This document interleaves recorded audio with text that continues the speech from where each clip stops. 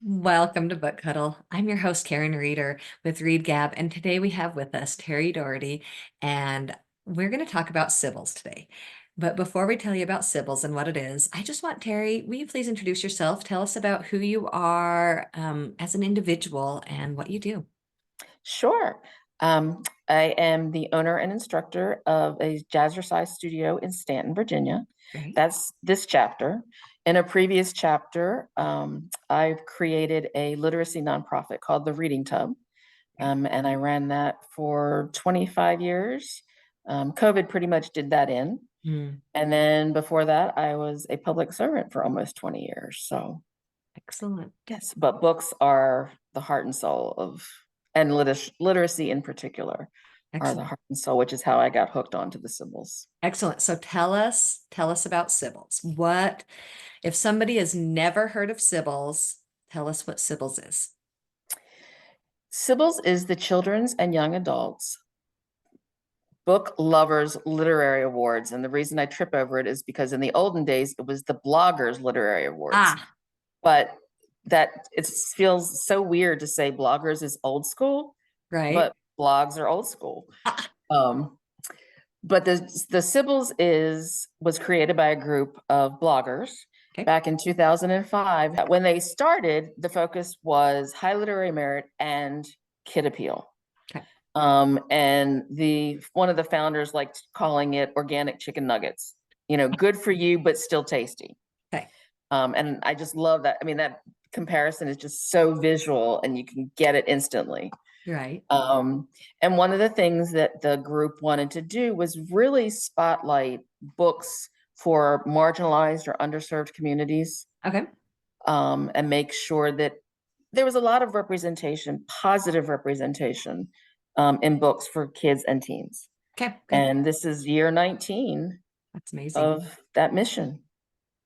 That is so exciting. So there's every category, right? Like there's like every category imaginable in children's literature represented Yes. with Cybils. We've got board books, and then you start getting into, I think you just put the early readers now with middle grade, right? Yeah, this year we did in years past, we had a separate category called easy readers and early chapter books. Okay. But what we were finding and what the judges were telling us in the feedback was a lot of those easy readers are pretty formulaic, Okay. and they're really a transitional book. So they're not something that a kid's going to just read for themselves over and over again. Early chapters, a different story. We all read Clementine and, Charlotte's Web and all of those. So we moved those into that middle grade fiction and just see where we go with easy readers. Okay. So board books, picture books, all of the elementary and middle grade, and then Yep. we break it down into category once we get to um, the chapter books, because you've got speculative Right. fiction, realistic fiction, nonfiction, graphic novels, and then And again poetry. repeated in young adult, right? Yep. And poetry. And poetry, right? And poetry, is that middle grade and young adult have their own representation, or is poetry just its own genre? Poetry is sort of an ensemble. Okay. It's the two awards in that category are for poetry collections, which tend to skew younger, not always, but they can. And then novels and verse, Oh, which is okay. going to be your middle grade young adult. Excellent. Okay. And yeah, novels and verse, just similar to graphic novels. This has just taken the literary world by storm in such a great Yes, way that so many reluctant readers have found joy where they might not have otherwise. exactly. So this is so important to have this as a category, its own representation. Great. So tell me how Cybils work. So I joined on as a judge this year, and I could say some things definitely from my experience, but tell me from the get-go, like how it starts if we're starting a year in Cybils. Like, what do you say? Probably If the we're starting a spring, year in summer? Cybils, what we've started to do, well, let me take a step back for a second. The Please. past 4 years, at the end of each cycle, which is basically after Valentine's Day, we do a survey with all of the judges. Okay. What worked, what didn't work, good, bad, ugly, give it to us so we can look at what's going on. And the two things that consistently come back to us is we really want to have time to talk with each other about the books. Yes. And we need more time, particularly in the middle grade and YA. I think YA this year has 90, YA fiction, not speculative fiction, YA fiction has like 97 books. Yeah. And, they've been reading them since October 1st, and they have to have a decision on 7 finalists from those 97 by Yes. roughly the middle of December. Yes. Generally, the finalists won't be announced till January 1st, but generally panels like to have their pieces done before the Christmas holidays. Nice. Yeah. Yeah. Yeah. But it is an all volunteer. The board is volunteers, the judges are volunteer, the category chairs, and the summer reading programs, I guess to circle back, the summer reading programs we created 2 years ago as a way to unofficially get those conversations started. So if you were interested in a certain category, or you didn't know what being a judge was like and you wanted to give it a try before officially applying, you had that summer reading period. And the judges, very informal, hey, I'm reading this, hey, I'm reading that, hey, have you seen this, hey, have you seen that? And get some of those discussions going, finding books that they really hope get nominated. Yes. So this is during the summer is what might be nominated for the Cybils Award. Correct. Yeah. It's books that are recommended to us. And that's why we created a shelf on Goodreads. Nice. Books that are eligible to be nominated that people have said, hey, I think this is a really good book. Okay. So let's stop here really quickly. Tell me what makes a book eligible for Cybils. A book eligible for Cybils has to be written for a youth audience. So, those adult books that would be really appealing to teens, unfortunately, don't qualify. We had a couple of those this year. The annual cycle is October 16th of the previous year to October 15th of the current year. Okay. Written for youth audience, widely available. Nice. It can't be sold only on an author or publisher's website. It has to be, Amazon. We encourage library uses among our judges. So the more libraries it's in, that's better as well. And it has to be published in the US and Canada. Okay. So as you're reading, you'll probably find books that were published, I'll just say 2019. Well, that may be because it was published in France in 2019. Mm-hmm. And a US publisher just bought the rights and just put it out. So then it's now available. Okay, that makes sense. Excellent. Okay, so then you've done your summer reading. Come to what? September is when you do a call for judges? Usually mid-August. Okay. Either early August. This year we tried early August to mid-August. It's a call for judges. And what we're looking for is people who are passionate about whatever category they're passionate about. If you read, and because particularly for round one, you're probably going to pick a category or want to judge in a category where you read a lot of those books. Yes, absolutely. So, and that's me. I joined the summer for realistic fiction for middle grade, and I was loving it, but we would just chat in our summer chat, and my chair was like, so actually, because I'd just say anything I was reading, I was like, I know this doesn't qualify, but I'm also reading this. And she said, you read a lot of speculative fiction. And so what would you feel about switching because they need more judges over there? And I was like, sure. I love middle grade. I love the picture books too, but that's definitely my focus. And so, yeah, like you're saying, something that the judges are passionate about. Yes. Yes. And because you were reading a lot of that, you probably don't have, you can lightly read it a second time. Right. If there's a book that's now nominated that you've already read, you're not having to really dig deep in it. You had a reaction to it already, so that helps. Absolutely.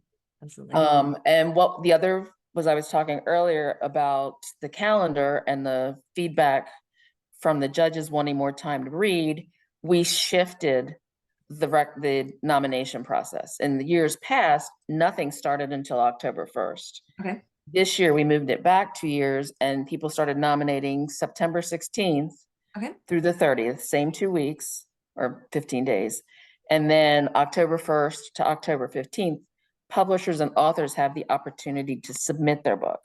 Okay. And that's sort of Cybils vocabulary. The public has the opportunity to nominate. Okay. authors and publishers submit Okay, because so it's what's their the own work. difference? So Yes. if the public nominates, it's basically it's in, right?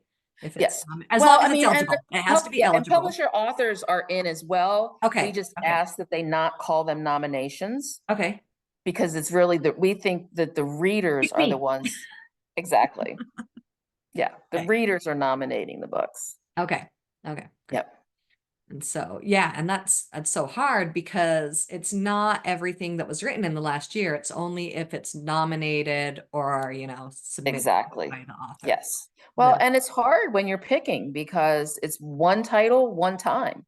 right, So if somebody already nominated, the ABC Guide to Baseball, no one else can nominate it. It's not a popularity thing. right, right. So, yeah, So we're not voting here. It's the no. judges will go from their list of criteria. Yes.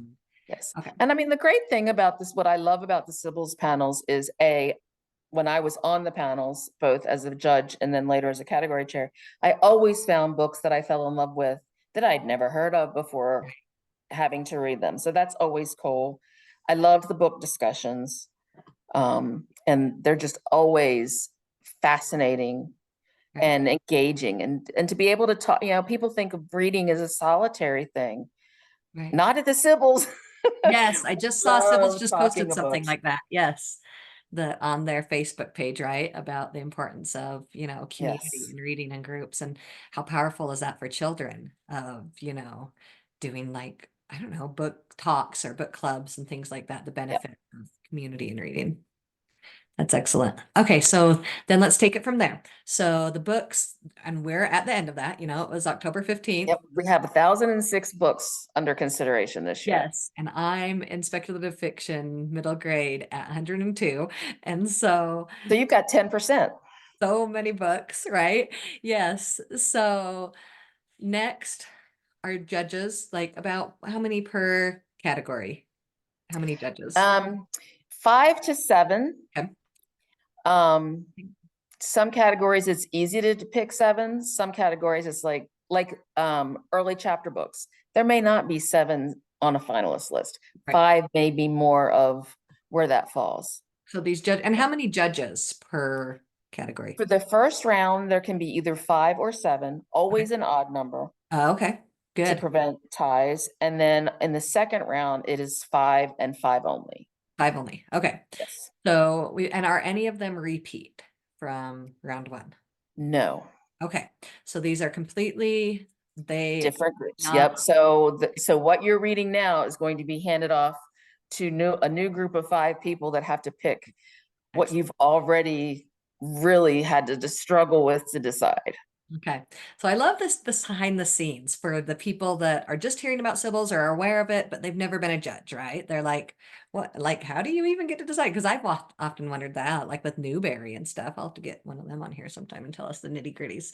So then they pick 7 finalists, but what are they basing this on? What are you encouraging these judges to base on when they're picking this literary merit? Yeah. I mean, literary merit in and of itself, I mean, I feel like I need to use air quotes when I say that Right? because Because it's subjective. It's like, yes, you know when you absolutely. see it.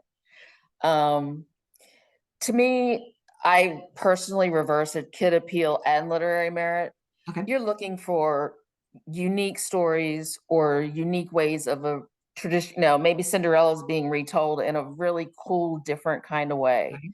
So they're looking for high quality Yes. in writing, in topic. For example, like the nonfiction this year, I think there are 7 books on book awards. Okay. That's you're not going to pick 7 finalists on the same subject. Right. Or any, you don't know yet. Right. But it's that kind of thing, the variety. Okay. And then the heart of the Cybils really is the positive representation. Okay. For diversity, representation, and equity and inclusion. We don't write it down as like a checkbox, because a book is going to float to the top on its own merit. Right. What we're making sure is that any of the books that are floating to the top don't encapsulate those stereotypes the negative representation, you know, the person of color who's the sidekick, just to have a person of color Right. in the book, as opposed to someone with a meaningful role in the story. Okay. Okay. Excellent. All right. So then, we go through, they've been, the finalists are picked, and then they're doing basically the same thing, but just with 5 to 7 books. Yes, Oh. and in half the time. Half the time. Because, yes, they I have less get books. the books January 1st, give or take. Okay. And then the winners are announced February 14th. So Okay. they usually have to be done by February 10th, Okay. which for picture books isn't a problem. Right. But YA fiction novels, it's still, yeah. And graphic novels, graphic novels aren't just a turn the page kind of thing. Right. You've really So, got yeah. to consider it. Yeah. Yes. What is this quality? How is this bringing quality rather than just And uniqueness. What is it contributing to the world at large of youth literature? right, right. Okay, so we've gone through the behind the scenes of Cybils. So now what does Cybils do for, the consumer? Whether you're probably a teacher, parent, librarian, what is this doing for them as they're getting books for kids? Or you could speak for the kids, I guess. Yeah. Well, it's probably the people that are more likely to use Cybils resources are the teachers and the Right. librarians and parents. I mean, they have assurances that passionate readers have read and selected and discussed the books, and this is what they think. And a lot of times when we do book lists and things, we don't do just the winners. Right. We ensure that we include finalists, because sometimes it's really hard to pick a winner, and a good book is a good book. And there could have been so many winners. It's like Right. at the end of the day. Yeah. Right. So we create book lists to help sort of bring themes together. For example, I'm working on a book with Indigenous voices Yes. for November, and being able to see those books as opposed to having to dial through Amazon or big Right. long book catalogs, knowing that somebody's, not just one person, has read the book and said, hey, this is a really cool book, helps. And if you're looking for positive representation and you don't know what you're looking for, or you don't want to fall into the trap of a book cover that has a person of color on it, but then there's no real person of color in the story, Right. you're not going to know that till you get it. Right. So this way, what you see on the cover is going to be not significantly, meaningfully represented Meaningfully represented. meaningfully represented. Yeah. Excellent. So this is quality for it. And it's not just, I like how you said, it's not just a list of winners. It's not just like, here's what we picked. This is throughout the year, you're making these lists, these high quality lists, that those who are seeking to find books for the kids in their life that they can go to and say, okay, I want a spooky book right now. This month was spooky books. Okay, I want a book that has this kind of feature, whatever the theme is. Then you've created lists. And Yes. so is this because you're no longer a judge, right? So talk to me about you being what your capacity is. You're a chair member, right? Or what Yeah, do you say? I'm the Board. incoming president for the board, and I'm the social media coordinator. So as you've seen, I'm the one that says, hey, I'm doing a books list on X theme, send me what you got. So you're like the coordinator. You're working with the judges to bring what the consumer, as these parent, teacher, librarian, what they need. You're getting that to them. Yes. Well, and one of the ones I've got, one of the other themes that I noticed in the collection this year is quite a bit of women in sports. Right. So, which makes me happy as a girl mom. So that's another upcoming theme, is looking at where the trends, what's not trends, but where the patterns are. Where do the publishers focus their interests? And their interests are driven by consumer interests. Yes, absolutely. Yeah. So publisher leads me to want to talk about author. What does this benefit from the authors to having their books featured on Cybils? We think it benefits getting them into, getting eyes on their book that may not otherwise. Very few of our winners, finalists different, but very few of our winners are the same books that are chosen for a lot of the national awards. Right, right. So I think that creates, an award-winning book for something that may have otherwise been just considered a book on the shelf. Right. That may be selfish on my part, but I think that helps. We have authors who have actually put, Cybils Awards on their book, on their Goodreads page. They list it on the back of their cover, the back cover of their book. Nice. So I think it benefits knowing that there is a group of readers, and it's, they're getting the benefit of a book club, so to speak, as Yes. opposed to one person writing a review on Goodreads. When we write up a book, all of your voices will be included in that blurb, and Nice. it'll have deeper and more meaningful, it'll speak to different people in different ways. Right. And we're not breaking down, like if we had a reason that maybe it didn't become a finalist, we're not breaking that book apart, right? No, not And at so I all. like that we're only focusing on the positive here, because Yes. when I interviewed some authors on here, there was one of these major, you know, reviewers for children's books said, skip it of his book. And it's just like, it just breaks my heart. Like, I like that Sybil's is we're just not going to mention that book that we Right. decide to skip. We're going to Yep. bring the positive is what the Well, focus. and one of the things that I do on wearing my social media hat is in between the lists, once things really start cooking along, you all are writing reviews or have written reviews about many of these books. Right. And that's one of the ways that we can feature both you as the reviewer and the book itself. Yeah. Whether or not it makes a finalist really isn't important. And again, I only focus on those that have something positive to say.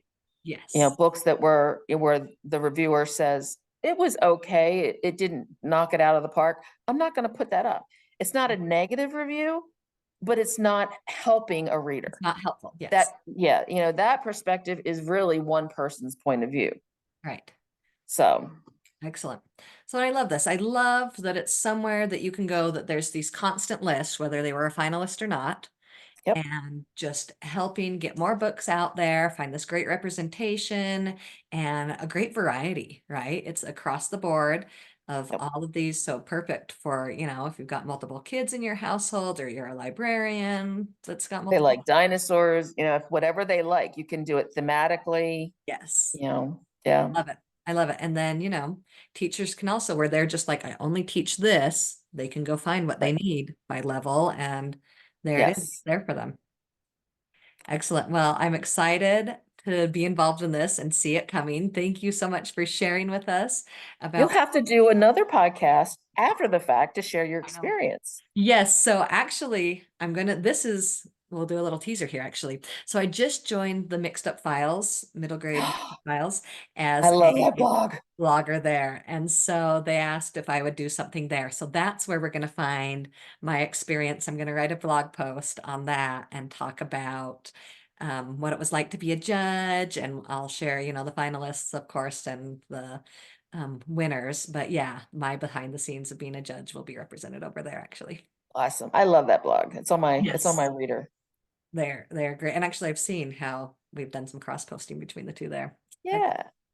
So Terry, I just love, because there's so many books out there. I love to hear at the end of every one of my podcasts, one that you love, and it can be from long ago or something recent. What is one of your favorite children's books? Oh, wow. I'm going to pick two, actually. One of Absolutely. them is seasonal, Okay. and it is The Christmas Wish of Jonathan Toomey. Is I just have not heard of this. What's the age it's written oh, for? Is it it fiction? is gorgeous. I would say probably 7 to 10. Okay. Okay. And it's a picture book, It's or is it a it's chapter? it's a chapter book. I mean, Okay. Yeah, it's a very thin chapter book, okay. Okay. but I've been yeah, making lists actually yeah. of books like this, and I have not heard of this. Okay, tell me a little bit about it. It is about a young widow and her son. who live in one part of town and are struggling. And there is a lone monastic-like wood carver on the other side of town. Always, bachelor, just give him his wood. He doesn't really talk to people. And the widow wanted a carving of the Nativity. Okay. She wanted a full set made. Nice. And they began to work back and forth together, and the young boy would come to the workshop, and it's a really cool story. Very cool story. So tell me the I title didn't mean to make you cry. No, it's all right. My eyes are always watering. Tell me the title again. The Christmas Wish of Jonathan Toomey, Twoomey. Could this be paired with like the Wimix Punchinella? What is that called? Do you know what I'm talking about? Max Lucado's? Could it be a I picture don't know book? that one. Oh, okay. Well, I'll have to go research it because sometimes, you look for like, especially one school, one book does this, but they'll look for a book that is middle grade that could pair well with a picture book that are similar so that where you have an audience that is younger and an audience that is older, they're reading a similar kind of story. Perfect. I might have to go look and see. Yeah, I was gonna say, I'll have to think about that. I know there probably is one. We kept all the Christmas books. We had a tradition for my daughter where the Sunday before Christmas, she would get a new pair of pajamas and a Christmas book left by an elf, Nice. so that we had something to read leading up to Christmas. And the other book I have that I love is called Hello, ? By Liza Wiemer. Okay, I haven't Is heard of this is either. What's It's the a audience? YA book. It's Okay. 5 characters, each of whom writes in different ways. Okay. One is a poet, one is an artist, one is a journalist, one is more just typical narrative, Okay. first person. It's phenomenal. Interesting. So you're experiencing in one book all these different ways of Each writing. chapter is the different person and the different style of writing. And the Wow, way she what a pulled it unique together concept. is just seamless. Wow, that is awesome. I've ended up when I first started Readgab, I was like, I recommend it all, right? And then I was like, I don't have time to recommend it all. So now I'm like picture books in middle grade. That's what I do. But like every now and then I like to go and still dive into a little young adult. That sounds like one that I'll definitely have to check. Yes, and it's pretty quick because obviously the first novel piece, Yeah, those pages go fast. nice. Yes. Well, excellent. Thank you for sharing those. And thank you for your work on Cybils because, it just sounds like a labor of love because, like you said, it's all volunteer. And Yes. so thank But you. it's so important. I mean, literacy and reading, and that's the other benefit that the judges have, is that if there is a book that they cannot get and the Right. publisher is able to send it to them, so many of them take it to their school library or help the public Because, library where you can. Not all public libraries accept books, but yeah, yeah, yeah, get it like, to pay it forward to the reader. yeah, all of us as judges are involved in some aspect of Yes. children's literacy, right? Whether we're reviewing it somehow, or a lot of them I've noticed are children's librarians, teachers, and things. And then they have this Yes. side gig of reviewing. And so they got into Cybils judging. Yes. Excellent. Well, I'm glad you joined us this year. Yeah. I hope you're loving it. I am. I am. It's a lot of fun for sure. Well, thank you Good. so much, Terry. And we'll have definitely in the description where they can find Cybils, like the links to the socials. Okay. Awesome. Thanks, Karen. Thank you.